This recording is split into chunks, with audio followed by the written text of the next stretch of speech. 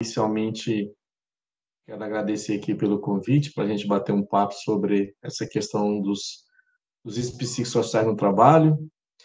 Deixa eu só acrescentar aqui, para me identificar mais amplamente, né? Eh, eu tenho um mestrado aqui na PUC em Ciências Ambientais e Saúde, né? Mas também fiz um doutorado em Segurança e Saúde Ocupacional, que é esse que está na tela aí do primeiro slide. Terminei isso em 2022 na Faculdade de Engenharia da Universidade do Porto, lá em Portugal. E foi justamente esse doutorado que me colocou essa história dos riscos psicossociais no trabalho, que em princípio era um assunto que eu jamais imaginei me envolver, né? Mas depois, se houver oportunidade, eu explico sobre isso. Mas também queria aqui registrar que integro a diretoria da AGEST, né, que é a Associação Goiana de Engenharia de Segurança do Trabalho. Também faço parte da IEST, que é a Associação Ibero-Americana de Engenharia de Segurança do Trabalho.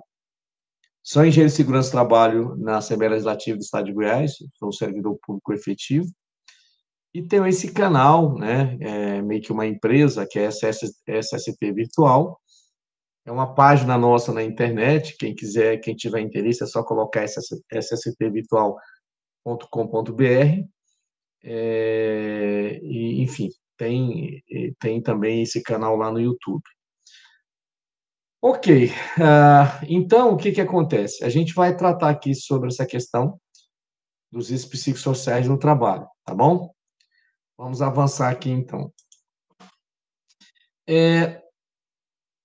Como me foi dado um prazo relativamente longo de fala, apesar de que eu não quero ocupar todo esse tempo, eu gostaria de iniciar não falando especificamente já dos riscos psicossociais no trabalho. Eu queria fazer aqui uma reflexão com vocês sobre a questão do trabalho. Então, eu devo dizer que quando a gente fala de risco psicossocial no trabalho, eu estou me referindo ao contexto do trabalho de um modo geral, onde a gente, na condição de engenheiro de segurança do trabalho, ou outros profissionais que atuam nesse meio, como o técnico de segurança, o médico, o enfermeiro do trabalho e outros profissionais, a gente está sempre ali de prontidão para mapear, para identificar os fatores de riscos que são associados à atividade laboral e que podem representar uma probabilidade de algum dano à saúde do trabalhador, né? Então, nesse contexto, me parece que faz sentido a gente fazer uma breve abordagem aqui sobre o próprio entendimento que vem a ser o trabalho,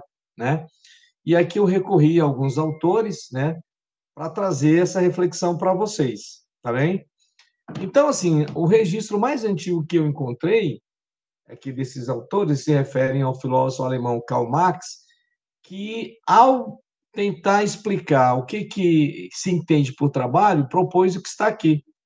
O trabalho como sendo um processo, né, que envolve o homem e a natureza, onde o homem usa a sua força física, a sua capacidade mental para transformar os recursos naturais em forma útil à vida humana. E aí é bom que a gente entenda isso. O que acontece? Se a gente for voltar muito na história, nós vamos encontrar um determinado momento da nossa existência em que nós, a nossa espécie, tinha um comportamento nômade, ou seja, era uma fase muito inicial, onde o homem, que no sentido lato, homem, homem, mulher, enfim, tinha uma relação passiva com o ambiente, com a natureza, ou seja, não intervia, ele apenas usufruía daquilo que a natureza lhe proporcionava. Então, ele não tinha uma casa, não tinha um apartamento para morar. Naquela época não tinha cobertura à venda. As pessoas se abrigavam em cavernas, sob árvores, comia aquilo que a natureza eventualmente dispunha de forma direta, né? Então, a partir do momento que o homem ele evolui no sentido de deixar de ter esse comportamento nômade e passa a se fixar em algum lugar, ele muda a relação que ele tem com o ambiente, com a natureza. Então, ele, ao invés de morar em cavernas, começa a construir algum tipo de abrigo. Ele começa, aí vão ter vários fatos na história, como a descoberta do fogo, etc. Ele começa a produzir algum tipo de ferramenta, ele começa não só a pegar frutas e alimentos diretamente da natureza, mas começa a plantar, explorar a terra, ter a agricultura de uma forma muito primitiva. Então, a partir desse momento em que o homem deixa de ter aquele comportamento passivo em relação ao ambiente e começa a partir da sua capacidade física e da sua inteligência, a transformar os recursos do seu entorno em formas úteis à própria vida, à sua própria existência, a gente diz que, nesse momento, o trabalho tecnicamente aconteceu, passou a existir. Então, de acordo com Marx, o trabalho é esse processo que envolve o homem e o seu meio, onde o homem transforma aqueles recursos naturais naquilo que ele considera ser importante para a sua própria existência. E ele também diz o seguinte, que o homem transforma a natureza com o seu trabalho, mas, ao mesmo tempo, transforma a si próprio. Por quê? Porque o que acontece é que, quando você realiza um trabalho, por mais que você seja capacitado, que você esteja formado para aquela atividade, o trabalho em si, o exercício laboral em si, vai te oportunizar novos conhecimentos e vai te oportunizar também, digamos assim, consolidar aquilo que estava muito numa dimensão muito teórica. Então, o trabalho, ele é fonte de conhecimento. Então, o homem, ao trabalhar, transforma o seu meio e transforma a si próprio, porque o trabalho gera, além de todos os resultados que nós conhecemos, o trabalho também gera conhecimento. Então, me parece que essa é uma definição muito interessante. Depois eu tenho aqui esses segundos autores, que eles reforçam essa visão do Marx sobre o trabalho, identificando o trabalho como uma ação humana, sobretudo, né? Com a finalidade de transformar a natureza em vista das necessidades da humanidade. Eles fazem aqui uma observação que, em sociedades capitalistas, o mundo todo é capitalista, com exceção de um ou outro país, né? Então, em sociedades capitalistas, eles dizem que o resultado do trabalho representa valor de uso e valor de troca, ou seja, mercadoria, e, nessas condições, o processo de produção e o produto em si tornam-se estranhos ao trabalhador. Deixa eu explicar isso aqui. A forma mais primitiva do trabalho é o trabalho artesão. Quando nós tínhamos o trabalho no formato artesão, o que acontecia? Um artesão, ele participava de todo o processo de criação e de produção e de comercialização. Imaginemos um artesão que fosse produzir, sei lá, uma peça como uma mesa, não sei, alguma coisa assim. Então, esse artesão, ele idealizava esse projeto. Nessa época, até onde eu sei, não tinha AutoCAD. Ele idealizava o projeto, ele selecionava os materiais, preparava aqueles materiais, confeccionava a mesa, que era, nesse caso, o que ele pretendia produzir. Ele comercializava aquele produto e recebia o resultado daquela comercialização. Então, o trabalhador, esse trabalho na forma de artesanato, digamos que o artesão, ele tinha o domínio completo da atividade. A partir do momento que o trabalho evolui para sociedades mais modernas, onde aparece a figura do empregado, do empregador, a gente passa a viver num sistema dito capitalista, que se caracteriza, sobretudo, pela existência de donos de meio de produção e de uma mão de obra assalariada. O trabalho feito pelo trabalhador, pelo assalariado, ele não tem mais essa característica. Ele vai participar de um processo de trabalho e que, eventualmente, ele atua numa única fase. Por exemplo, numa linha de produção de uma mesa, vou usar o mesmo exemplo, eventualmente eu posso estar falando de uma pessoa que fica responsável só para fazer o acabamento dessa mesa, para fazer um tipo de pintura, para cortar madeira, para montar, enfim. Então, é nesse sentido que ele diz que no sistema capitalista o produto torna-se estranho ao trabalhador, porque o trabalhador não tem mais domínio sobre aquilo que ele produz, até porque ele participa de uma etapa da produção daquele produto. Depois nós temos um outro filósofo e economista, que é o Adam Smith. Ele é o responsável pela chamada economia moderna, né? Ele tem uma obra muito conhecida, que é chamada Riqueza das Nações, em que ele propõe que o trabalho seria o responsável principal da geração de riquezas, especialmente se for desenvolvido em um ambiente de liberal econômico, né? Então, o que ele diz é que cada indivíduo move-se pelo interesse de produzir algo, e essa vontade coletiva das pessoas em produzir algo acaba gerando tudo aquilo que a sociedade precisa, de um modo geral, né? E que é o trabalho responsável por tudo que nós temos em termos de riqueza. Normalmente, a gente costuma medir a riqueza dos países, né, pelo PIB, né, pelo Produto Interno Bruto, né, em que pese isso não significar necessariamente qualidade de vida, mas é o que se consegue produzir. O conjunto de tudo que se produz num país, ele tem uma medição, uma métrica, que é o PIB. E nós sabemos, isso é muito claro para qualquer um de nós, que toda essa riqueza, ela só foi produzida porque tem trabalho. Então, quer dizer, o trabalho é o que é o responsável por todo o desenvolvimento econômico e social de qualquer nação. Sem trabalho não há desenvolvimento. Então, esse é o sentido da coisa, né? Vamos avançar aqui. Como a fala é um pouco longa, a minha ideia é que todo mundo espere para perguntar no final, mas se alguém quiser intervir, não há problema nenhum, tá? Pode se manifestar. Seguindo ainda aqui com uma reflexão sobre o trabalho, eu tenho aqui essa outra contribuição que diz: eles reportam o trabalho como caráter central para a humanidade. E por que o trabalho é central para a humanidade? Primeiro, porque é por meio do trabalho que nós sobrevivemos. A gente, como eu já disse, as economias, praticamente 100% de todos os países, é uma economia capitalista, onde a forma de você ganhar dinheiro, se você não ganhar na Mega Sena, é você trabalhar. Então, daí já dá para compreender porque que ela é central na vida de todo mundo. A gente não está de graça aqui. A gente tem que pagar aluguel, tem que pagar comida, tem que pagar roupa, tem que pagar escola, tem que pagar tudo. Isso, e o dinheiro que você precisa, você vai conseguir por meio do trabalho. E uma outra razão para se afirmar que o trabalho é central na vida de todo mundo é que nós dedicamos mais da metade de nossa vida ao trabalho.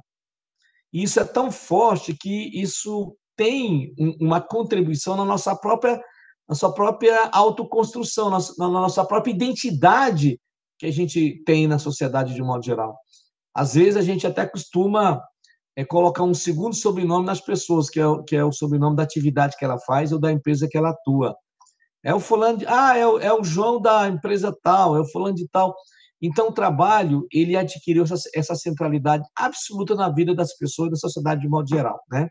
No passado, quem trabalhava eram escravos, eram servos, né? Os ditos, aspas, nobres, não se dava o desprazer de trabalhar, né? Vamos dizer assim.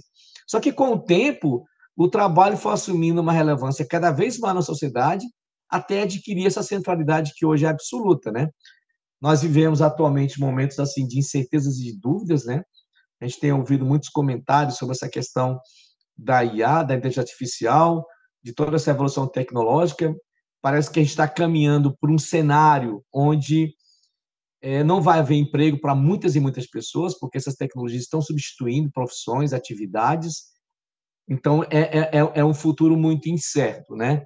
Fala-se que provavelmente a gente pode migrar para uma situação onde, não havendo emprego para a maioria das pessoas, vai haver uma espécie de renda universal, porque mesmo sem ter o trabalho humano, né, a produtividade vai continuar, e se a produtividade vai continuar, o que se produz tem que ser consumido. Quem que consome são as pessoas, não são as máquinas, né?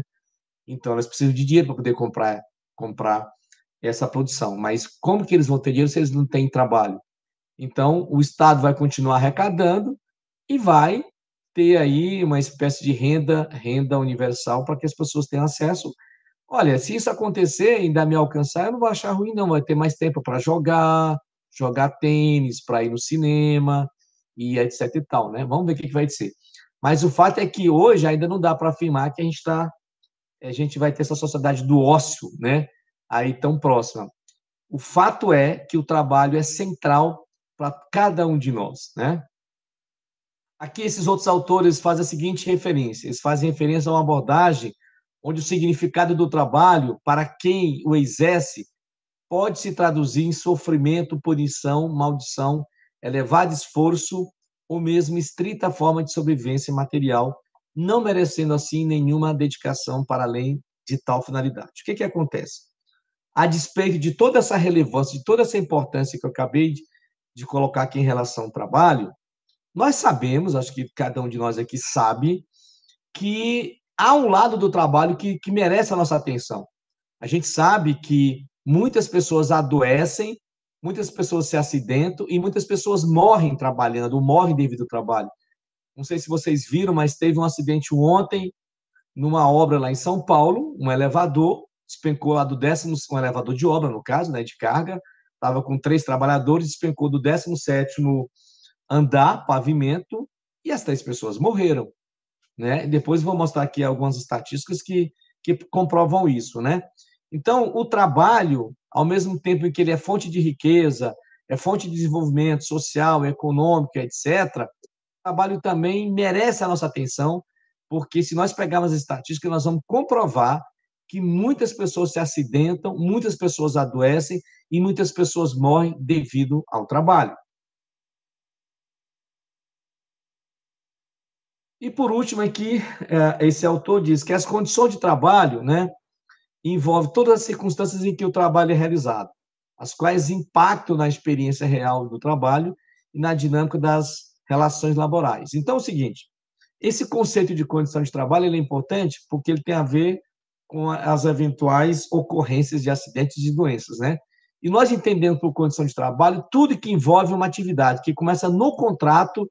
O contrato de trabalho, ele é um contrato que está respeitando a legislação trabalhista, por exemplo, ou ele é um contrato abusivo? O contrato de trabalho, ele estabelece condições consideradas adequadas para o trabalho ser realizado ou não? É um contrato que exige das pessoas ou que impõe condições que não são consideradas as condições mais adequadas. Como é que são as condições ambientais de trabalho? Como é que é a organização geral do trabalho? Tudo isso compõe as condições de trabalho, que é depender da forma como tiver, digamos assim, estabelecidas, elas podem ser ali, podem representar um risco significativo e real de alguém vir a sofrer um acidente, adoecer e por aí vai. Então, assim, olha, quando essas condições de trabalho não estão devidamente calibradas, não estão devidamente, digamos assim, comprometidas com a dignidade do trabalho, para muitas pessoas, realmente o trabalho ele vai ter o sentido e o significado de sofrimento. Por quê? Porque ela só vai trabalhar para poder pagar as contas, vamos dizer assim.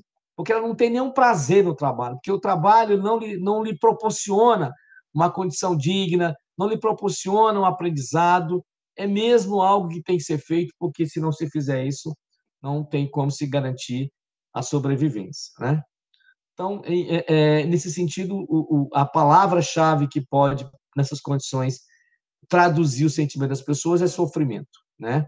Mas é claro que tem pessoas que têm oportunidade de trabalhar em condições bastante adequadas, as pessoas ficam muito motivadas e ao invés, de sofrimento, elas têm muitas experiências de prazer e de aprendizado. Bom, aí eu costumo sempre colocar essa questão, não sei se é suficiente, mas eu queria perguntar a vocês, vocês podem falar, podem colocar aí no bate-papo, aí alguém pode acompanhar no bate-papo se colocar alguma pergunta, mas eu lanço aqui essa pergunta. Vocês acham que, pelo que eu acabei de falar, mesmo pelo que vocês têm conhecimento, vocês acham que o trabalho ele pode ser considerado como algo potencialmente patológico? Eu preciso de pelo menos umas 2 pessoas responderem isso aqui.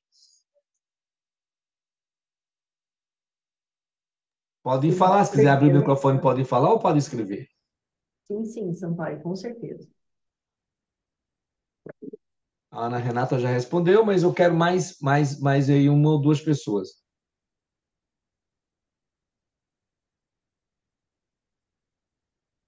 Tem um nome aqui que eu não vou conseguir pronunciar, que é o Mishka, não sei se é assim que pronuncia. Boa noite, professor, tudo bem? Tudo bem. O que Bom, que você acha? acho que sim, ele é potencialmente patológico e a gente está vivenciando isso hoje. Eu vejo Uhum. muito isso. Mas você acha que essa característica do potencial patológico do trabalho é um potencial de algumas atividades ou de toda e qualquer forma de trabalho? Bom, eu vou falar no que o meio que eu estava trabalhando, que era na área hospitalar, potencialmente patológico e muito. Uhum. Ok, vamos acelerar aqui, porque também a gente não tem todo o tempo da vida, né? Sim, o entendimento meu, pelo menos, sim, que o trabalho é potencialmente patológico. Isso significa dizer Que todo mundo que trabalha vai se acidentar? Não. Não significa dizer que todo mundo que trabalha vai se acidentar. Significa dizer que toda e qualquer forma de trabalho tem um potencial instalado para eventualmente ter como desfecho um acidente ou um adoecimento. Agora, o que vai, digamos assim, contribuir para que esse potencial existente efetivamente se transforme num acidente ou cause um adoecimento? São as condições de trabalho. Se essas condições de trabalho estiverem efetivamente bem estabelecidas, no sentido de que elas não representam um risco significativo de adoecimento ou de acidente, por mais que o trabalho tenha um potencial elevado para causar algum dano a um trabalhador, eventualmente esse dano não vai acontecer. Por que ele não vai acontecer? Porque as condições de trabalho estão bem estabelecidas, estão bem controladas, né? Então, uma coisa é eu admitir que tem ou não potencial. Outra coisa é se esse potencial vai ter como desfecho um acidente ou uma doença no trabalho. Isso vai depender das condições de trabalho, né? E sim, esse potencial ele é para qualquer atividade, não é só para obra. Por exemplo, vocês acham que quem trabalha num banco, quem trabalha na atividade bancária, né, no mercado financeiro, vocês acham que aquele trabalho que as pessoas realizam, de um modo geral, é um trabalho que pode representar algum risco à saúde de quem ali trabalha ou não? Alguém pode se manifestar? Sim, Como eu tenho aqui o nome das inclusive há pessoas, eu vou vários. começar a falar aqui. A Paulina levantou o dedinho. Tá. Vamos lá. O que o Enilson acha? A Rebeca? Boa noite, professor. Eu acho que sim, porque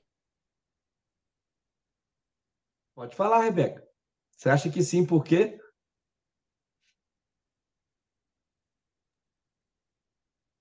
eu abri o microfone e ele fechou. Boa noite, né? Eu acho que sim, por conta do risco ergonômico e também por aquela questão, assim, eu vou jogar psicológica. Porque você tá tomando, dependendo do serviço que você faz dentro do banco, a decisão da vida de uma pessoa que você tá ali tomando. Exemplo, a pessoa tá pedindo um empréstimo, né? Então, às vezes, aquele empréstimo pode salvar a vida de uma outra pessoa, a gente não sabe. Então, acho que tem todo um quê por trás, mas principalmente o risco ergonômico, porque a pessoa fica muito tempo sentada. Assim, depois eu trato melhor o que a Rebeca falou, mas ela está coberta de razão. O que acontece, pessoal? O trabalho, depois eu já vou explicar aqui na frente, o potencial que tem no trabalho, né, de adoecimento, de acidente, ele envolve qualquer atividade. E, eventualmente, a gente pode achar que isso é perigoso, o trabalho na indústria, por exemplo, e não é. E não é. Por isso nós estamos aqui para falar de fatores de risco psicossociais no trabalho, tá? Então, eu não sei se algum de vocês aí tem amigo, ou até mesmo vocês já atuaram, por exemplo, nessas atividades, essas operadoras, desses call centers e tal. E eu já tive muitos alunos que trabalhavam com isso, ou que trabalham, que relataram situações para mim, pessoas bem jovens, adoecendo e tudo mais, etc. Então, não existe trabalho sem potencial patológico. Agora, o que nós temos que fazer é atuar sobre esse potencial para impedir que esse potencial tenha como desfecho o adoecimento, tenha como desfecho o dano à saúde das pessoas, tá? Então, isso aqui é bem significativo, é bem simbólico que nós tenhamos essa compreensão do potencial de quão perigoso pode ser um trabalho. Todo trabalho é perigoso.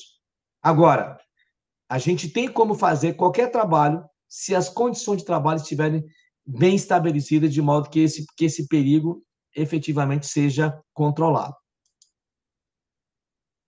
Aqui, apenas para corroborar, que nós já havíamos falado, isso aqui é uma estatística do Smart Lab, que é uma plataforma do Ministério Público Federal do Trabalho, que tem um observatório de acidentes do trabalho no Brasil, e eles levantaram aqui, em 21 anos, de 2020 a 2022, nós tivemos no Brasil, isso aqui de acidentes que são notificados, porque a maioria não é.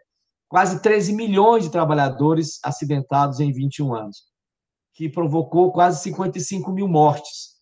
Então, trabalhar pode ser muito perigoso a depender das condições que estão estabelecidas. E aí, apenas para ilustrar como que é a dinâmica desse potencial, como que o trabalho pode representar um perigo para qualquer um, enfim, produzi aqui esse diagrama, que é mais ou menos assim. O que que acontece? Qualquer um de nós, ao trabalhar, vai experimentar as exposições ocupacionais. O que que são essas exposições ocupacionais? São aquelas situações em que, em função da atividade que você realiza, do ambiente de trabalho que você está atuando, das condições gerais de trabalho, você pode estar exposto a fatores de riscos físicos, tipo calor, ruído, vibração, sei lá o quê, fatores de riscos químicos, poeiras, gases, vapores, etc. Fator de riscos biológicos, fator de riscos ergonômicos, fator de riscos mecânicos ou de acidentes, mas também os fatores de risco psicossociais no trabalho. Então, o que que acontece? Você vai estar exposto a tudo isso ou a pelo menos um ou outro fator de risco. Por exemplo, o colega que falou que trabalha em hospital, lá ele vai estar exposto a tudo. Tudo isso aqui está presente. Não tem nada que escape, tá? E aí, o que que acontece, pessoal? A depender de como ocorrem essas exposições, ou seja, se a condição de trabalho não estiver devidamente gerenciada, o que que pode acontecer? As pessoas vão adoecer, as pessoas vão se acidentar, né? No caso dos riscos psicossociais no trabalho, elas vão ter danos à saúde mental, mas também à saúde física e social. Então, o que que vai acontecer?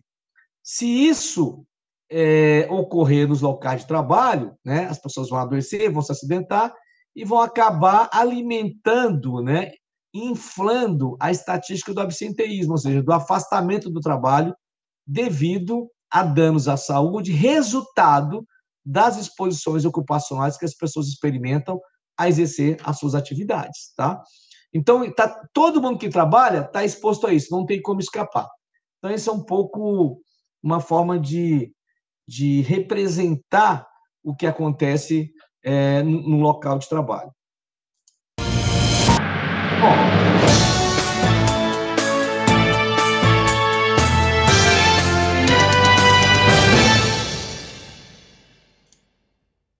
foi além da conta.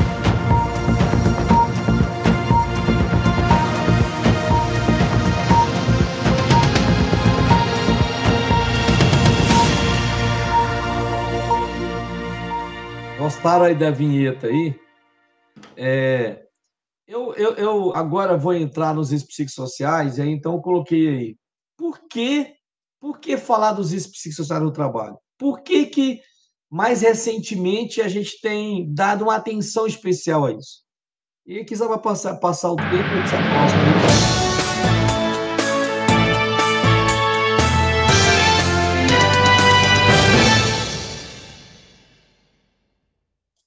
Existem várias razões. Existe uma razão legislativa, normativa, que é a chamada nova NR1. Depois eu vou explicar isso para vocês. Para quem não conhece, é uma norma regulamentadora do Ministério do Trabalho que trata da segurança e saúde dos locais de trabalho. Essa norma, ela trouxe uma alteração recentemente, que inclui os riscos psicossociais de forma obrigatória no gerenciamento dos riscos nos locais de trabalho, dos riscos ocupacionais. Essa medida era para entrar em vigor agora a partir do dia 26 de maio de 2025, mas aí as empresas, o setor produtivo, foi lá e cobrou do governo e eles deram um prazo de mais um ano. Isso aqui já é uma realidade, os riscos psicossociais já é uma outra portaria, não é mais essa portaria, é a 765, salvo engano, e eles estão incluídos no gerenciamento dos riscos ocupacionais em qualquer atividade de trabalho, como os riscos físicos, químicos, biológicos, etc.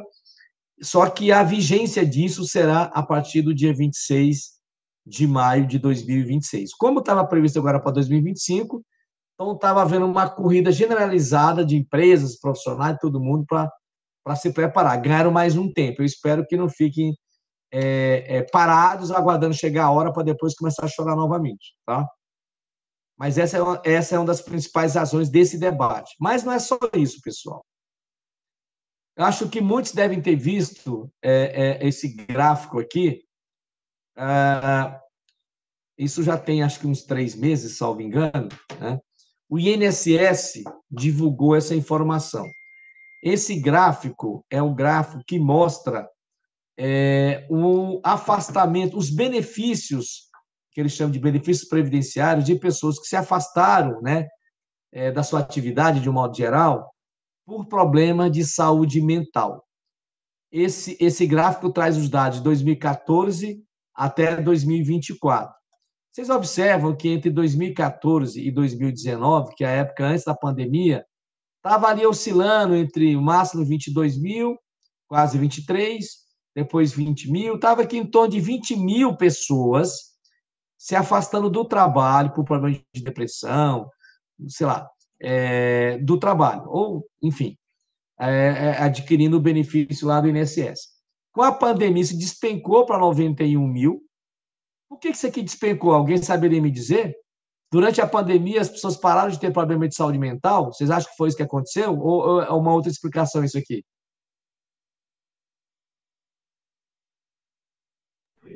Na verdade, eu acredito que as pessoas pararam de ter atendimento, né? Então, parou de ser Exatamente. registrado. Exatamente. Como as atividades, de um modo geral, foram paralisadas, as pessoas tiveram que ficar em casa para poder evitar a infecção do vírus, então paralisou o atendimento. Quando esse atendimento voltou a funcionar, o que aconteceu? Olha isso aqui, ó. 91 mil, já dobra, 185 mil, 201, 283 e agora 2024, quase 475 mil pessoas afastadas por problemas de saúde mental. Isso aqui significa dizer que essas pessoas todas têm esse diagnóstico de adoecimento por questões ligadas ao trabalho?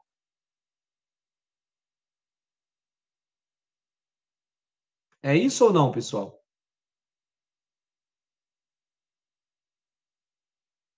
Alguém arrisca dizer? Bom, não é. São pessoas que estão afastadas, estão fora de atividade por adoecimento mental. Isso não significa dizer que todas as pessoas aqui adoeceram por condições inadequadas de trabalho. Mas seguramente aqui dentro tem muitas pessoas que adoeceram em função das condições de trabalho, tá? Eu fiz aqui um recorte para o estado de Goiás. Em 2024, o INSS aqui em Goiás registrou 11.119 benefícios previdenciários, afastamentos por saúde mental. Desse total, tem aqui 2.953 por ansiedade e tem 2.750 por depressão. São os motivos mais importantes. O restante são outros motivos, tá? Então, o que a gente nota? Nós temos aqui quase que 500.000 de pessoas do Brasil inteiro com problema de saúde mental, né? E seja em função das condições gerais de vida, seja em função das condições de trabalho. Então, há uma preocupação muito grande de como enfrentar essa realidade. Por isso que, nesse contexto, passou-se também a falar muito dos fatores de risco psicossociais no trabalho. E aí, só para abrir um pouco mais aquela informação, o que acontece? Qual é o perfil das pessoas que se afastaram por saúde mental? Mulheres, 301 mil. Homens, 170, quase 171 mil. Você vê que mulheres é quase o dobro dos homens. O que poderia explicar isso aqui? Alguém pode me ajudar a explicar por que tem muito mais de mulheres afastadas do que homens por saúde mental? Alguém arrisca uma explicação disso?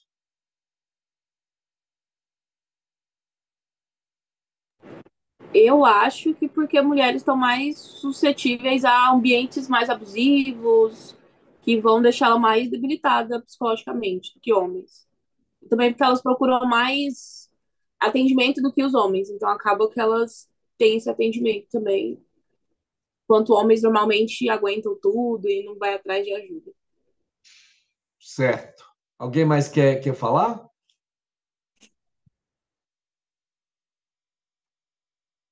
Bom, Só complementando, professor, acho que a carga de trabalho da mulher também é maior, né? Que não é só no trabalho, tem em casa também, tem outros afazeres, filhos, enfim.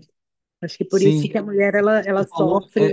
é uma das possíveis explicações, sim, que quando você fecha a conta, que não é só no trabalho, quando você fecha essa conta, há uma percepção de que as mulheres são mais sobrecarregadas do que os homens, de um modo geral. Então, há uma demanda maior em relação às mulheres. Então, se a sobrecarga é maior, é natural que hajam mais casos de mulheres afetadas por essa condição do que homens que vivem esse dilema no trabalho, mas quando sai de lá, talvez não tenha a mesma sobrecarga que tem as mulheres. A gente ainda vive numa sociedade em que alguns papéis, por mais que já tenha havido uma evolução, a gente sabe disso, mas em muitos casos as mulheres acabam sendo responsáveis por algumas atividades e às vezes os homens saem do trabalho e vão tomar cerveja, vão jogar futebol, né? Estou brincando, mas falando um pouco sério também. Bom, e aí, procurado pelo G1 que fez essa matéria, né? O INSS não fez nenhuma referência ao quanto que isso representa em termos de custo, né? Mas o cálculo é que esse adoecimento todo represente uma despesa de cerca de 3 bilhões de reais para o governo, porque nós sabemos que qualquer pessoa que se afasta, por exemplo, do trabalho, depois de 15 dias, elas são seguradas, a partir do 16º dia, o INSS é que vai pagar o salário dele. Então, esse tanto de gente afastada custa muito caro para o governo, significa dizer que custa muito caro para cada um de nós, porque o governo não tem impressora de fazer dinheiro, né?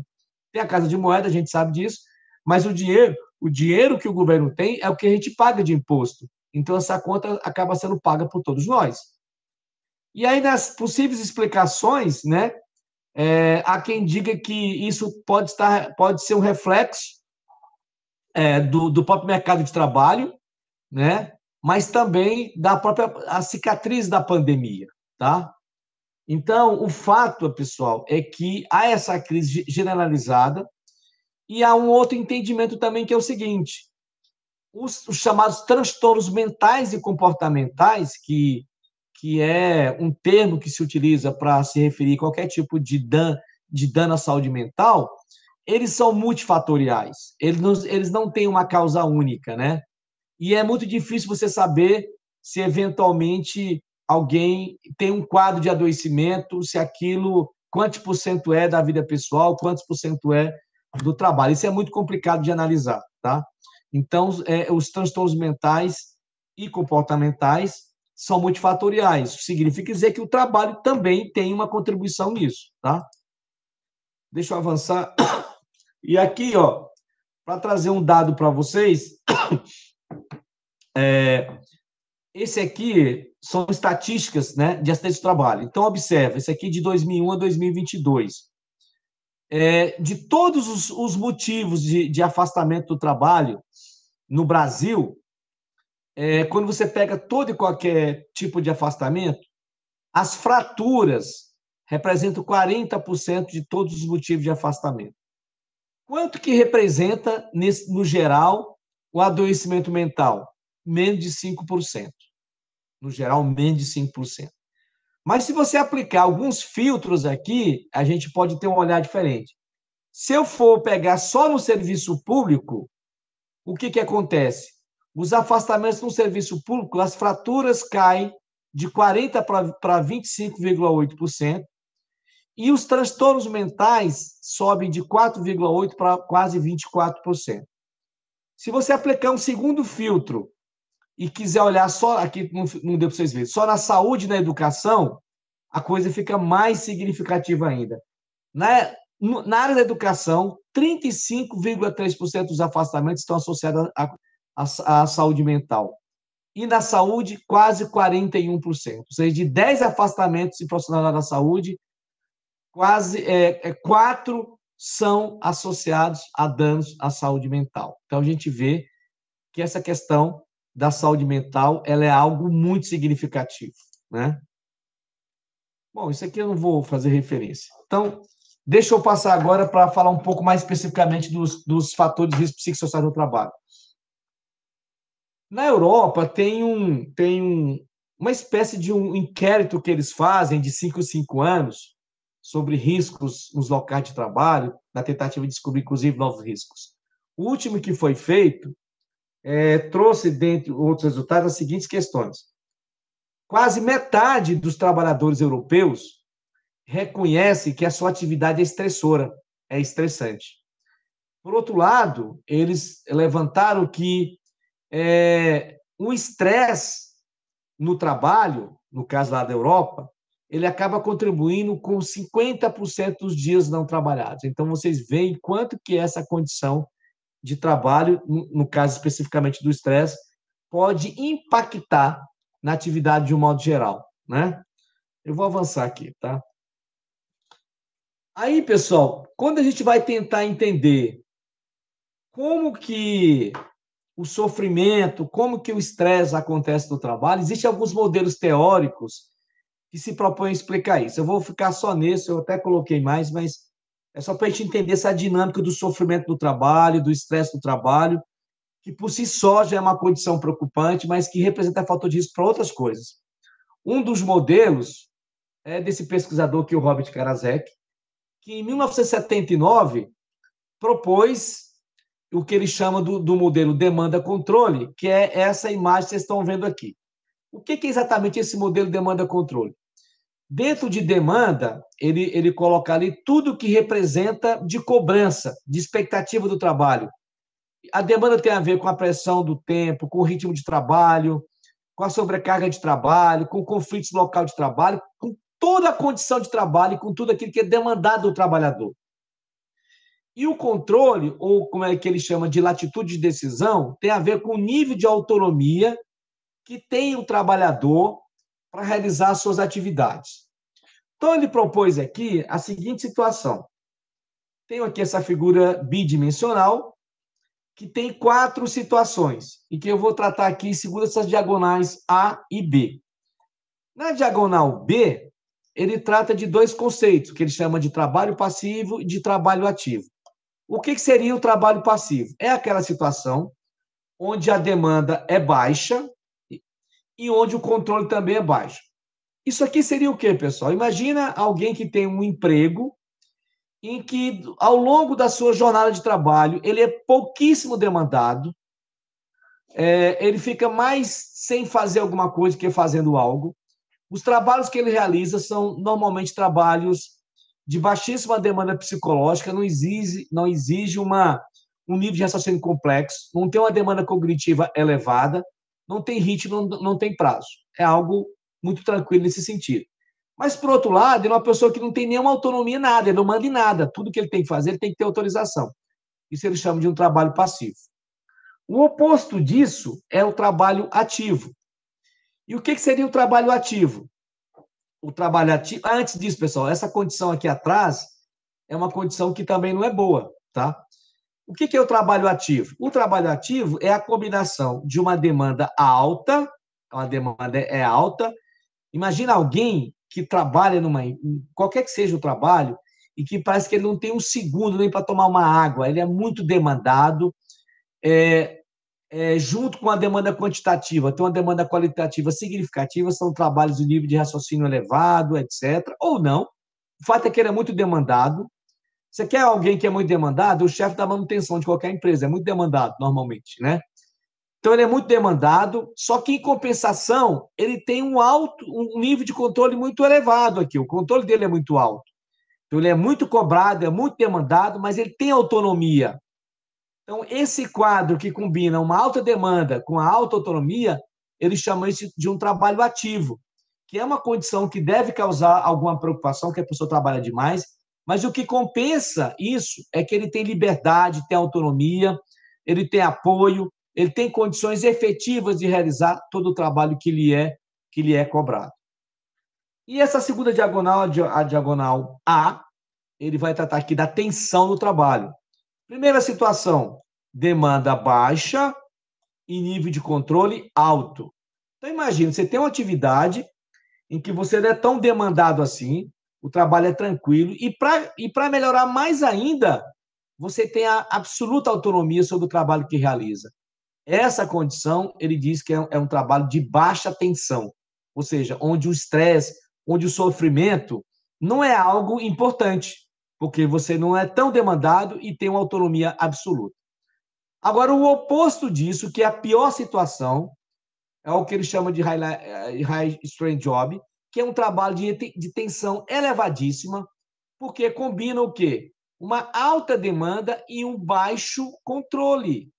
Então, é o oposto do trabalho ativo, onde ele é muito demandado e tem muita autonomia, que ele é muito demandado e não tem nenhuma autonomia. Então, imagina uma situação no teu emprego em que você é cobrado de maneira, assim, absurda, e, ao mesmo tempo, você não tem liberdade para tomar decisão, você não tem autonomia, você não tem recursos. Então, você tem toda aquela pressão sobre você e você não vê como efetivamente realizar esse trabalho. Então, essa é uma condição de alta tensão no trabalho, que é uma condição bastante, digamos assim, perigosa, porque pode conduzir a pessoa ao sofrimento e ao estresse elevado, né?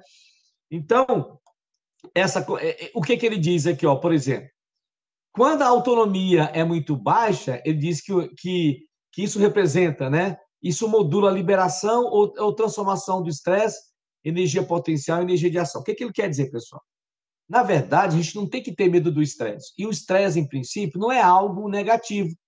O estresse inicial é aquela situação em que você é desafiado para realizar um grande projeto, por exemplo. Você dá aquele frio na barriga, isso é normal. Esse estresse inicial, ele chama isso de energia potencial. O problema é que quando essa energia potencial não se transforma em energia de ação. O que é energia de ação? É que toda aquela sua expectativa, toda aquela sua mobilização que você faz, né, as suas energias todas, esse estresse inicial, quando você consegue realizar todo o trabalho, transformar esse estresse inicial em energia de ação, em resultado concreto, objetivo, isso vai te causar uma sensação de prazer. Agora, quando esse estresse não tem esse desfecho, essa energia potencial não tem esse desfecho, aí sim, essa energia liberada, ela vai se manifestar na forma de tensão mental, na forma de sofrimento, o que aí isso é preocupante. Então, aqui é só um modelo para vocês entenderem como que se pode explicar essa questão do sofrimento no trabalho ou da tensão no trabalho. Esse modelo depois ele foi ampliado, né? E eles colocaram uma terceira dimensão, que é do apoio social. Eles dizem que não basta ter autonomia no trabalho, mas é preciso esse apoio social. Esse apoio social significa os colegas de trabalho, a própria chefia, dar todo aquele suporte que faz toda a diferença no local de trabalho. E aí, se esse suporte é forte ou é fraco, combinado com as dimensões de demanda e de controle, cria o que se chama de zona saudável de trabalho, que é a zona onde geralmente você tem uma demanda alta ou tem uma demanda baixa, mas você tem uma boa autonomia e tem um suporte fraco. E a zona mais perigosa de trabalho é quando você tem alta demanda, baixo controle e um fraco suporte. Aí sim, você está numa condição muito favorável para ter sérios danos à sua saúde. Eu vou passar aqui, são outros modelos, tá?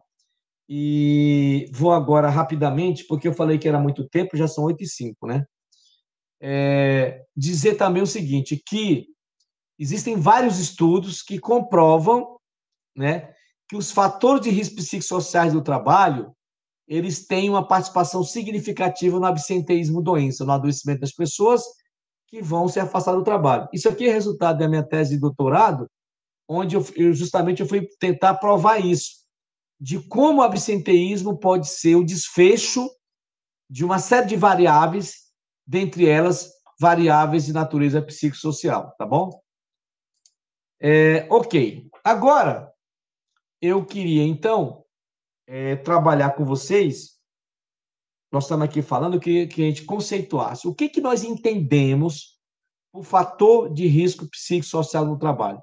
Antes de eu passar o próximo slide, eu queria que alguns de vocês me dessem exemplo de fator de risco psicossocial no trabalho. Por exemplo, o fator de risco físico, ruído, calor. O fator de risco químico, um gás, um vapor. E eu pergunto, vocês podem me dar um exemplo de fator de risco psicossocial no trabalho? Alguém pode falar?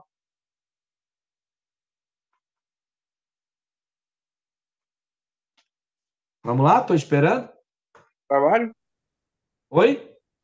Carga horária excessiva de trabalho? Carga horária de trabalho, com certeza.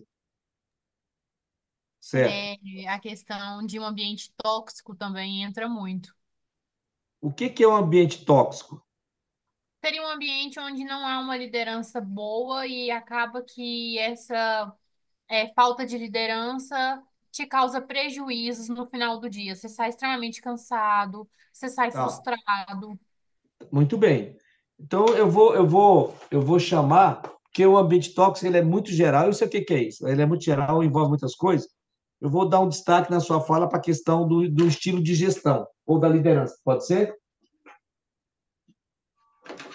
Ok, vamos lá. Mais exemplos de fator de risco psicossocial no trabalho.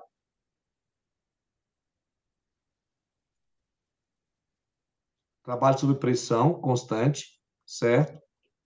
Mais dois para a gente fechar a lista aqui. Olá, Edson, boa noite. Fala, Maicon. Você não Falta vale de não, Maicon. suporte. Oi, vale não? Tô brincando. O que você ia Falta de falando, Maicon? suporte, falta de apoio no trabalho. Suporte / apoio no trabalho. Beleza. O último para a gente fechar. Último Trabalho exemplo. isolado.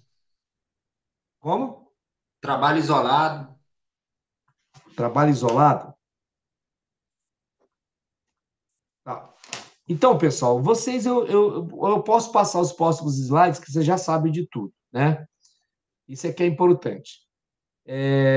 Mas, ok.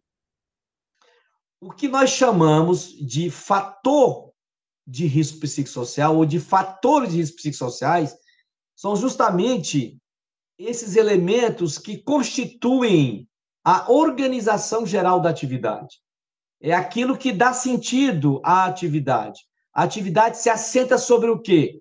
Sobre uma carga horária de trabalho, sobre regras internas de funcionamento geral, sobre um estilo de gestão, sobre ritmo de trabalho, que vai entrar a questão da pressão, prazos, metas, suporte, política salarial, carreira, não sei o quê.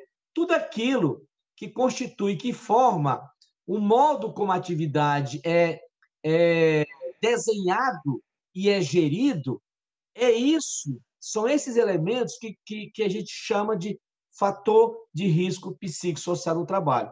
Agora, vamos entender, né? Vamos entender um pouco isso. Não sei se eu passei muito aqui. Não, passei não. Aqui tem um conceito. O que são os fatores de risco psicossocial no trabalho? As dimensões ou aspectos da organização geral do trabalho, percebidos de forma subjetiva por cada trabalhador, exemplo de carga de trabalho, autonomia no trabalho, ritmo de trabalho, metas e prazos, apoio de chefias e colegas, clareza na função, recursos operacionais, plano de cargos e salários, reconhecimento do trabalho, comunicação interna, conciliação trabalho e vida privada, condições ambientais de trabalho, insegurança no trabalho, assédio moral, e a lista é longa, tá? Mas o mais importante é a gente ter essa clareza. Agora, eu queria usar essa imagem que eu sempre uso aqui, que eu acho que ela é muito esclarecedora para a gente entender a dinâmica disso, né? Porque quando a gente fala de fator de risco no local de trabalho, boa parte desses fatores de riscos são tangíveis, são visíveis. Alguns têm forma, têm cor, têm até cheiro. Mas, no caso dos riscos psicossociais, eles são riscos imateriais. Você não vê, você não pega, não tem cor, não tem cheiro. E como é que isso toma sentido? Então, a OIT e a Organização Mundial da Saúde propuseram esse entendimento. Imaginemos aqui o seguinte, nesse diagrama, aqui do lado direito, meu aqui, eu tenho o trabalhador. Cada trabalhador tem as suas próprias características, tem as suas capacidades individuais, as suas habilidades, necessidades, expectativas. Cada trabalhador tem a sua cultura, os seus costumes. E cada trabalhador tem as suas circunstâncias pessoais, que são externas ao trabalho, né? Pois bem, esse trabalhador, ao atuar, ao ir desenvolver suas atividades, ele vai, digamos assim, interagir, deixa eu só ver se tem um recurso aqui. Ele vai interagir com a empresa. Desculpa, que eu no modo da apresentação novamente, não está? Então, esse trabalhador, ele vai interagir com a empresa, aqui representada pelo ambiente de trabalho, pelo conteúdo de trabalho e pelas circunstâncias organizacionais. O que acontece? Esse trabalhador, ao interagir com esses elementos que nós acabamos de citar aqui, que constituem, né, que constituem a organização do trabalho, o que vai acontecer? Ele vai formar uma percepção acerca disso, um juízo sobre aquilo, um julgamento sobre aquilo, tá? Então, por exemplo, como é que o trabalhador avalia o ambiente de trabalho? Como é que ele avalia o conteúdo da atividade? Como é que ele avalia as circunstâncias organizacionais de um modo geral? Então, o que diz a OIT e a OMS? Diz que esse trabalhador, que é singular, cada um é um, interage com o modo operatório da empresa, da organização, e essa interação vai gerar uma percepção. Essa percepção, ela pode ser uma percepção positiva ou favorável, uma percepção negativa ou desfavorável. Por exemplo, a percepção que eu tenho da liderança, da gestão na minha empresa, ela é positiva ou negativa? A percepção que eu tenho sobre a quantidade de trabalho, ela é favorável ou desfavorável? A percepção que eu tenho sobre apoio da chefia de colegas é positiva ou negativa? Enfim, seja essa percepção positiva ou negativa, o fato é que, de acordo com a OIT, essa percepção vai influenciar o desempenho de cada pessoa no trabalho, a sua satisfação no trabalho e a sua saúde. Se essa percepção é absolutamente positiva, o que se espera? Que o desempenho do trabalhador seja muito bom e que ele esteja satisfeito no trabalho e que a sua saúde não venha a ser afetada por aquela visão, por aquela percepção que ele tem com o trabalho, porque ela é positiva. Mas pode acontecer o contrário. Pode ser que essa percepção seja negativa.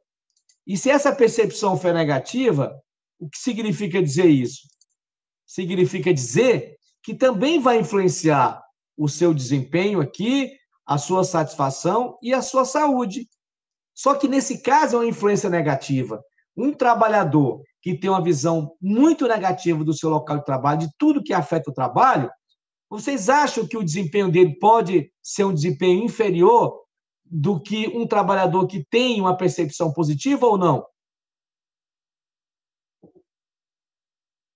Vocês acham, pessoal, que a percepção negativa do trabalhador sobre a organização geral do trabalho pode fazer com que a sua produtividade seja menor ou não?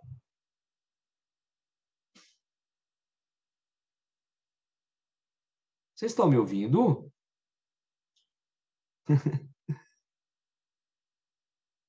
Sim, eu creio que sim. Sim. Vocês acham que esse mesmo trabalhador que tem uma visão negativa do trabalho, a satisfação dele pode ser comprometida ou não com o trabalho? Sim, sim. Com certeza, né? E a saúde pode ser afetada? Bom, sim, também. Sim, também. Então, pessoal, o que acontece? Eu só respondendo um negócio aqui rapidinho. O que acontece? Essa é a forma da gente entender os riscos psicossociais, de tornar isso tangível. Então, o que acontece?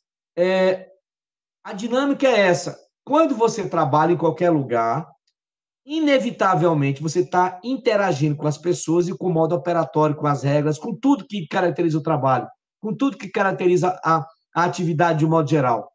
E se você tem uma avaliação negativa daquilo lá, isso com certeza vai impactar o seu desempenho, a sua satisfação, e se for algo muito grave, vai impactar a sua saúde. Eu acabei de mostrar quantas pessoas estão se afastando do trabalho por adoecimento mental, quantas pessoas estão em estado de ansiedade e depressão em função disso.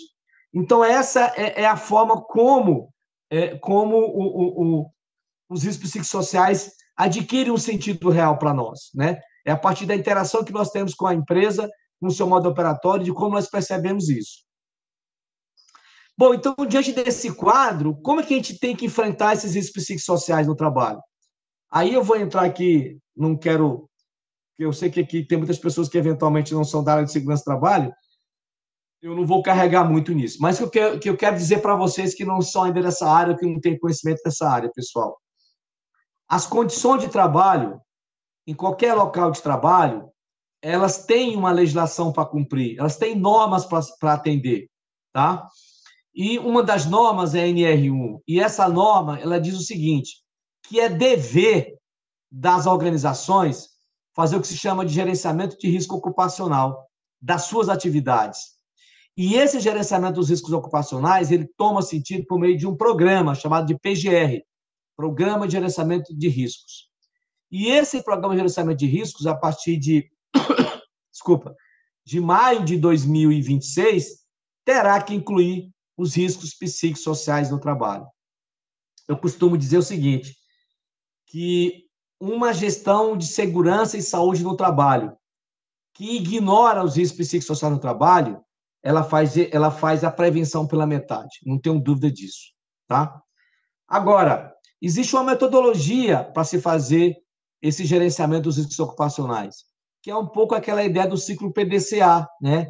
Que é você planejar, que é você implantar, que é você acompanhar e que é você melhorar todo aquele circuito, tá? Então, no nosso caso aqui, o que a norma fala? Que para a gente monitorar as condições de trabalho, a primeira ideia é tentar evitar ou eliminar os perigos, quase sempre é muito difícil, para não falar impossível. Então, objetivamente, o que nós temos que fazer nos locais de trabalho é identificar os perigos, as possíveis lesões ou agravos à saúde, depois avaliar os riscos, classificar esses riscos, tomar medidas de prevenção e acompanhar para ver se essas medidas de prevenção elas estão surtindo efeito. E em todo esse processo, o trabalhador tem que estar no centro, tem que estar participando de tudo, tá?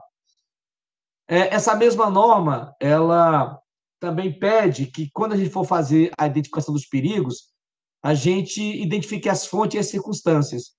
Regra geral, pessoal, isso é feito pelos profissionais de SST, sempre avaliando as atividades e os processos produtivos. Mas há uma novidade aqui, no caso dos riscos psicossociais. Aqui é só a imagem para ilustrar uma situação de risco psicossocial, uma pessoa aqui que supostamente está sendo cobrada acima da medida e que está pedindo socorro, né? No caso dos riscos psicossociais, pessoal, tem uma questão que é fundamental. Eu acabei de falar para vocês que os fatores de risco psicossociais são os elementos ou as características da organização do trabalho. Então, quando eu me preocupo em investigar os riscos psicossociais, identificar os perigos psicossociais, eu tenho que olhar o processo produtivo? Tenho que olhar a atividade também. Sobretudo, eu tenho que analisar como o trabalho está organizado, como ele foi concebido, como ele está sendo gerido, porque aqui é que a fonte, digamos assim, é mais importante dos riscos psicossociais no trabalho. E para quem atua na área sabe que para fazer esse tipo de atuação vai ter que também estar conectado com a NR17. Eu não vou entrar aqui em detalhe, porque não é muito objeto nosso, tá? Bom, e aí existe uma estratégia para a gente fazer esse enfrentamento, tá bom? Trazer aqui algumas informações para vocês, tá? Que, assim, do ponto de vista das empresas, de um modo geral, o que nós temos dito é o seguinte: se você quer fazer uma gestão dos riscos psicossociais no trabalho eficaz, considerando que esses riscos psicossociais eles têm uma característica muito diferente dos outros, mas ele mexe com a organização geral do trabalho, a gente entende que não dá para essa gestão ficar nas mãos do que nós chamamos de SESMIT. SESMIT é o departamento das empresas que tem lá os profissionais de segurança do trabalho. Não dá para ficar só com o SESMIT. É preciso envolver a empresa como um todo por meio de setores que são estratégicos. Sabe por quê, pessoal? Ninguém falou, mas um fator de risco psicossocial é o assédio moral, né? Eu pergunto a vocês, como é que vocês lidariam com assédio moral na empresa? Que tipo de medida de prevenção nós vamos adotar para combater o assédio nas empresas? Vocês acham que um técnico de segurança, ou que um engenheiro de segurança, ou que um médico, ou um enfermeiro do trabalho, sozinho vai conseguir encarar essa situação? Não vai. Isso mexe com a empresa de um modo geral. Se houver uma percepção, que ele falou a colega lá, de uma liderança tóxica, de uma liderança arrogante, opressora, como é que você vai resolver isso? Você consegue resolver isso sozinho lá no setor? você vai ter que colocar isso numa discussão com a direção da empresa. É por isso que a gente entende que o primeiro passo a ser dado nas organizações, de um modo geral, nas empresas, de um modo geral, é constituir uma espécie de um comitê de riscos psicossociais. E esse comitê, se possível, liderado pelo SESMIT, mas com a participação dos recursos humanos, da CIPA, da alta gestão, se tiver compliance, do compliance, da ouvidoria, se tiver área jurídica, da área jurídica. É esse comitê que tem que ficar responsável pela gestão dos riscos psicossociais no trabalho.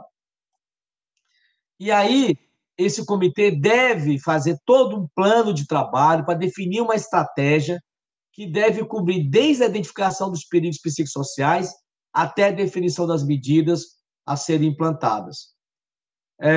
Um outro passo muito importante, isso é um assunto que não é tão fácil de conduzir internamente, então é preciso fazer uma comunicação interna nas empresas, uma sensibilização com todas as partes envolvidas, trabalhadores, gestores, todos os setores envolvidos, para que haja uma adesão a essa nova postura da empresa em fazer a gestão desses riscos. Depois, a gente passa para uma fase mais executiva, que envolve mais os profissionais que vão lidar com isso, né?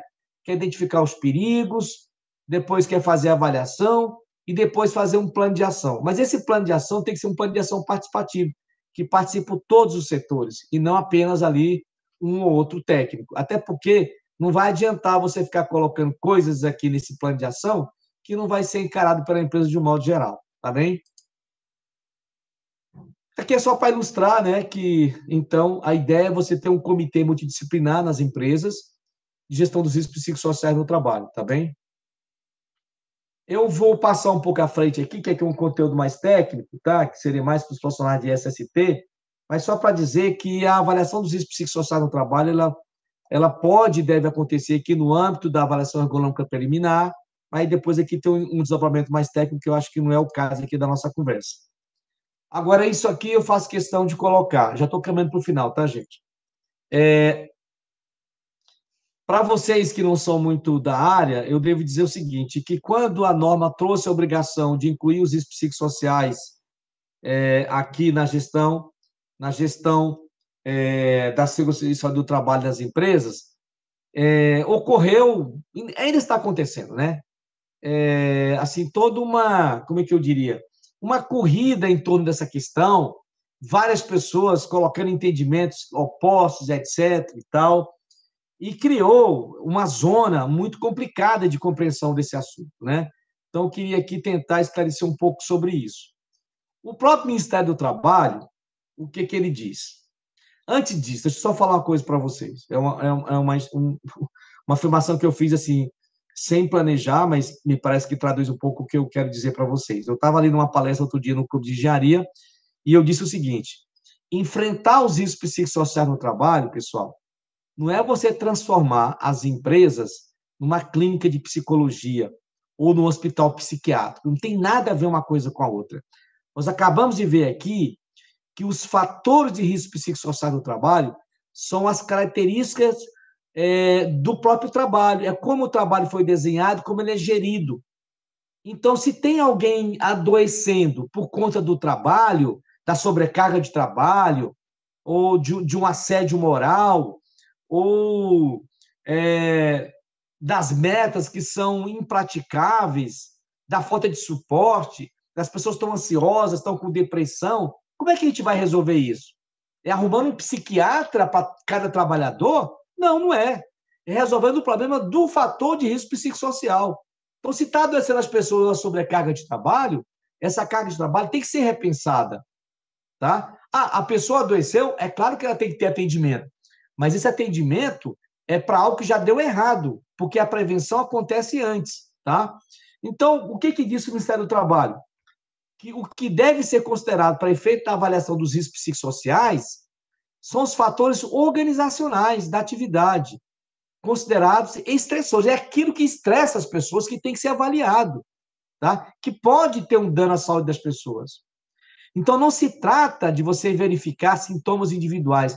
Quando a gente faz a avaliação de risco psicossocial, pessoal, dependendo do método, é claro, mas em muitos casos, você nem tem contato com o trabalhador diretamente. Ele vai responder um questionário, ele nem é identificado.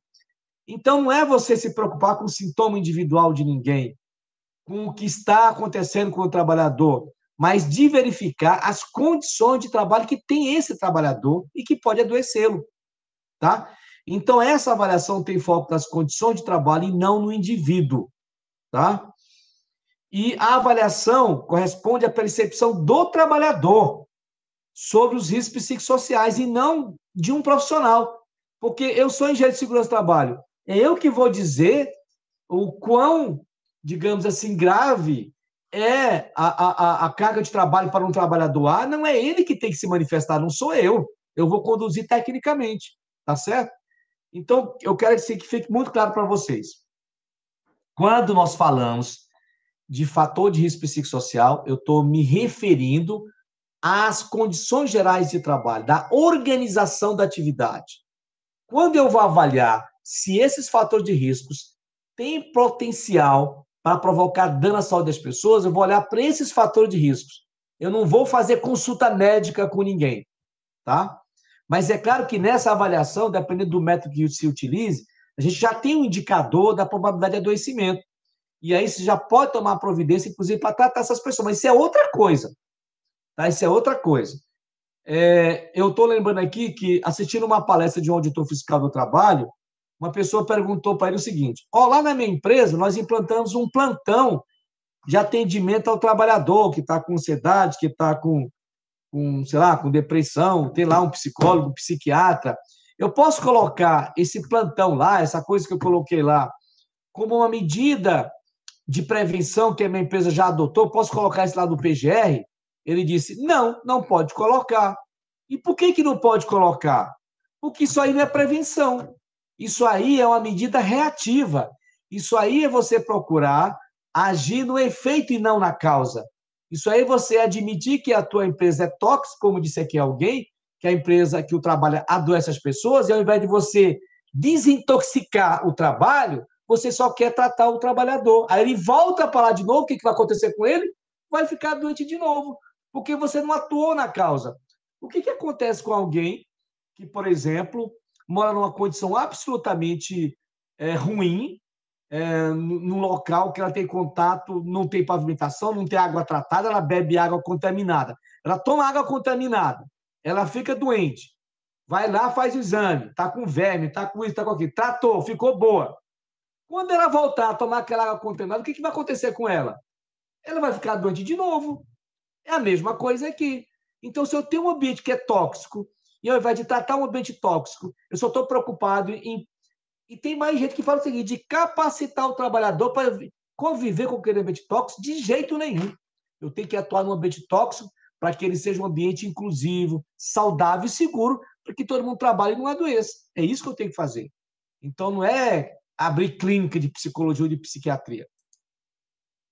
Bom, aqui era só para mostrar que a gente faz essas avaliações de risco, que a gente depois tem esses resultados, ainda que sejam uma categoria de risco, digamos assim, imaterial, de natureza mais subjetiva, é possível parametrizar isso. Isso aqui é um exemplo de um método, tá? E ok, já passando aqui para o final, essa questão dos riscos psicossociais no trabalho, que vai ser exigido nas empresas, eu acho que traz alguns desafios. O primeiro desafio, que eu acho que é um desafio interessante, é a gente aprender a praticar a segurança e a saúde do trabalho, que é o que eu estou chamando de 360 graus. Olhar numa dimensão total, em todos os sentidos. Não é só ficar preocupado com a escada quebrada, com o fio desencapado, com a máquina fazendo ruído. É olhar a atividade de uma forma global, em todos os ângulos, tá? Essa questão da gestão dos riscos psicossociais também traz um novo desafio para os profissionais, que é desenvolver novas competências, a capacidade de fazer a gestão desses riscos, que para muitos, acho que para quase todos nós, é um desafio muito grande. Mas também traz um desafio interessante, que é de uma gestão compartilhada, porque os profissionais de SST ficavam ali muito isolados dentro das empresas, agora com os riscos psicossociais vão ter que interagir com recursos humanos, com a área jurídica, com a alta gestão, então vai criar essa oportunidade de uma gestão compartilhada. E isso tudo acho que vai corroborar, que é um outro desafio para a mudança de cultura dentro das empresas. E traz aqui algumas oportunidades de uma gestão mais proativa, que quando eu faço essa gestão dos riscos psicossociais, tentando entender toda a organização do trabalho, buscando melhorias em todo o desenho da atividade, eu faço uma gestão mais proativa. E isso é muito importante, eu me antecipar, que é o próprio sentido da prevenção. E se as empresas fizerem isso, criar um ambiente mais inclusivo, mais participativo, mais saudável, mais seguro, um efeito prático é de um maior engajamento, de um maior engajamento dos empregados, aumentar a produtividade. Aqui eu queria dizer o seguinte, que essa gestão mais ampla vai envolver engajamento do setor estratégico da empresa, tá? A propósito disso aqui, eu estava vendo uma palestra outro dia, de um congresso internacional que estava sendo feito a partir de Portugal, e uma palestrante aqui, lá da OCDE, ela apresentou esses slides que eu printei aqui, que achei muito interessante, que ela diz o seguinte, que as empresas que fazem investimentos, né, na saúde dos trabalhadores podem criar um ciclo virtuoso. Então, você imagina o seguinte, ó, as empresas promovem, né, a saúde e o bem-estar dos seus trabalhadores.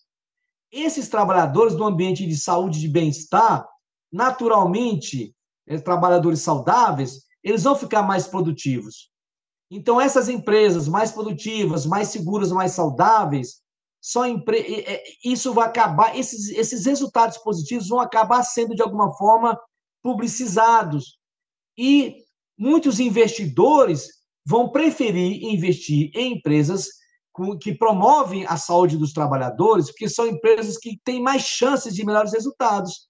Então, se todo mundo tivesse a percepção de que investir em saúde e segurança do trabalho inclusive, criar um grande ativo econômico para as empresas, para os trabalhadores e para os empresários, talvez a gente consiga quebrar uma cultura negativa que entende investimento em segurança no trabalho como despesa e não efetivamente como um investimento, tá?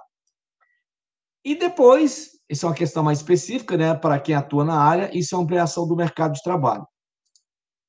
E para encerrar, pessoal, aqui fazer minhas considerações finais, tá?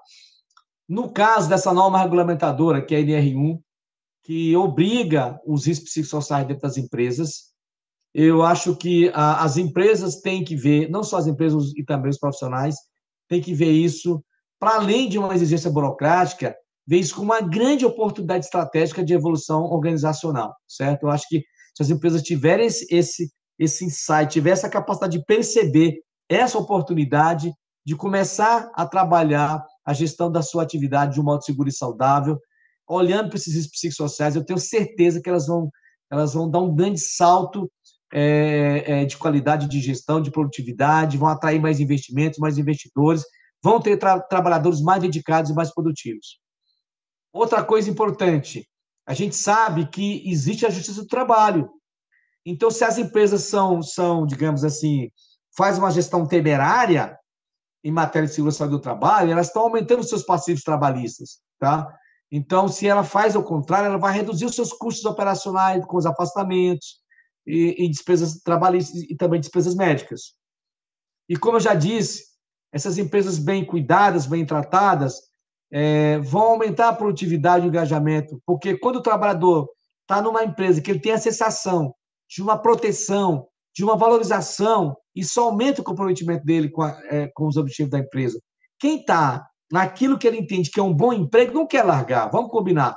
Você está numa empresa que para você é um ótimo emprego, você vai querer sair de lá, só se for para você montar a sua própria empresa, senão você não quer sair de lá. Então, é preciso que o empresário enxergue isso, que se ele oportuniza um ambiente de trabalho seguro e saudável, ele aumenta o engajamento, ele aumenta o comprometimento do seu empregado, ele aumenta a produtividade da sua própria empresa, o seu negócio vai ser um negócio muito mais rentável. E a melhoria do clima organizacional, né? E da reputação corporativa, né? Como eu estava dizendo, torna a empresa mais atrativa para talentos, pessoas que sabem de... Quantas pessoas, às vezes, não querem entrar numa empresa porque elas sabem que é um bom local para trabalhar? E aí, se a minha empresa é um local que muitos querem trabalhar, eu vou poder escolher o melhor candidato, porque a minha empresa é bem avaliada, né? Tanto por quem quer lá trabalhar, por talentos, mas também pelos investidores, né? E, por fim, a promoção de uma cultura de melhoria contínua, estimulando a inovação, a resiliência frente aos desafios do ambiente de trabalho. Pessoal, era isso que eu tinha para colocar. Eu agradeço aí pelo convite e me coloco à disposição para perguntas que tiverem.